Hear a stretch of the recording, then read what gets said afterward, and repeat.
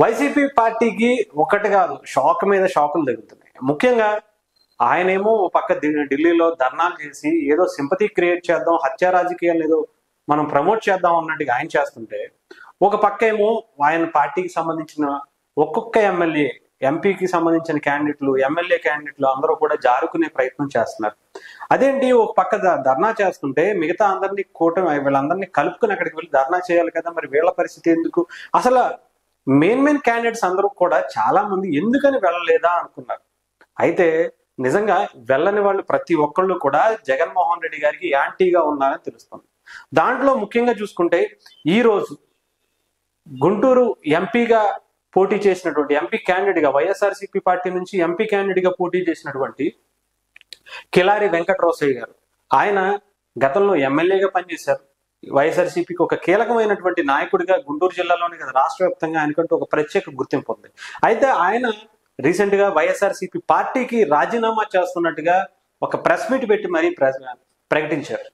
అంతేకాకుండా మరి ఏంటి మీరు ఇక్కడ ఇలా ప్రెస్ మీట్ పెట్టారు, మీ నాయకుడు అక్కడికి వెళ్ళి ధర్నా చేస్తున్నారు దేనికి అంటే, ఆయన చేసే దాంట్లో నిజం లేదు, ఆంధ్రప్రదేశ్ లో శాంతి భద్రతలు బేసిక్గా ఉన్నాయి అని చెప్పి ఒక కాంప్లిమెంటరీ కూడా ఇచ్చారు ఎన్డీఏ కూటమికి. అసలు ఇదేంటి, ఒక పక్క ఆయనేమో ఈయన రాష్ట్రం అంతా కూడా తగలబడిపోతున్నాయి, హత్య రాజకీయాలు జరిగిపోతున్నాయి, ఎక్కడ చూసినా మమ్మల్ని వైఎస్ఆర్సీపీని టార్గెట్ గా చేసుకుని చేస్తున్నారు కదా అంటుంటే, ఆయనతో పాటు ఇంకొక ఇద్దరు ఎమ్మెల్యే క్యాండిడేట్లు, మాజీ ఎమ్మెల్యేలుగా ఉన్న వ్యక్తులు, అలాగే ఒక ఎమ్మెల్సీ కూడా ఆయనతో పాటు కిలారి రోసయ్య గారితో పక్కన ఉండి చెప్తున్నారట. వాళ్ళు కూడా అవును, ఆంధ్రప్రదేశ్ లో ప్రస్తుతానికి బాగుంది, ఇక్కడ ఉన్నటువంటి ప్రభుత్వ పనితీరు కూడా బాగా మెరుగుగా కనిపిస్తుందని కూడా కితాబ్ ఇచ్చిన పరిస్థితి కనిపించింది. ఏదేమైనా సరే మరి జగన్మోహన్ రెడ్డి గారి పరిస్థితి ఏమవుతుందనే తెలియదు. ఇప్పటికే చాలా మంది గతంలో గెలిచినటువంటి 151 మంది ఎమ్మెల్యేలు, ఇంకా 20 పైగా ఎంపీలు, వీళ్ళందరూ కూడా ఎటు వెళ్ళిపోయారు, ఎక్కడికి వెళ్ళిపోయారు అనేది చాలా మందికి తెలియట్లేదట.